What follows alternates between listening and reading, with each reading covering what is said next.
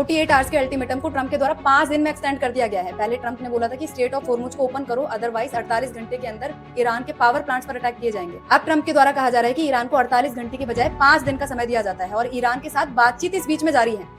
वहीं दूसरी तरफ ईरान के द्वारा पूरी तरीके से डिनाई कर दिया गया है कि ट्रंप के साथ किसी भी तरीके की बातचीत नहीं हो रही है और ये वॉर तब तक नहीं रुकेगी जब तक ईरान की शर्तों को मान नहीं लिया जाता। ईरान की वही 3 शर्तें हैं जो ईरान पहले भी बता चुका है। एक तो ईरान के सेल्फ प्रोटेक्शन के राइट को मान्यता दी जाए, दूसरा जितना भी वॉर हुआ है उसका कॉम्पेंसेशन दिया जाए और तीसरा आगे फ्यूचर में ऐसा अटैक नहीं होगा इसकी गारंटी दी जाए। और यदि काम नहीं होता है तो ईरान किसी भी बातचीत की टेबल पर आने के लिए तैयार नहीं है। लेकिन ट्रंप बार बार इस तरीके की बातें बोल के एक साइकोलॉजिकल वॉरफेयर खेलने की कोशिश कर रहे हैं, जहां पे ईरान के साथ बातचीत चल रही है इस तरीके की चीजें दिखाकर मार्केट के सेंटिमेंट्स को नॉर्मलाइज करने की कोशिश कर रहे हैं। क्योंकि आप देखो कि जैसे ही ट्रंप की स्टेटमेंट निकल कर आती है वैसे ही मार्केट जो एकदम डम पड़ा हुआ था वो ऊंचा उठने लगता है। लेकिन ईरान यहाँ पर अपनी बातों में पूरी तरीके से क्लियर है। ईरान पूरी तरीके से क्लैरिफाई कर चुका है कि उसकी डिमांड्स को जब तक मान नहीं लिया जाता तब तक ईरानी वॉर खत्म करने वाला नहीं है।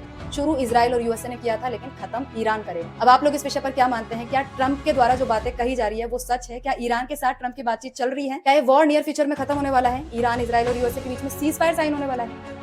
अपनी राय कमेंट बॉक्स में जरूर से बताइएगा और ऐसे इंफॉर्मेटिव वीडियोस के लिए अकाउंट को फॉलो जरूर से करें।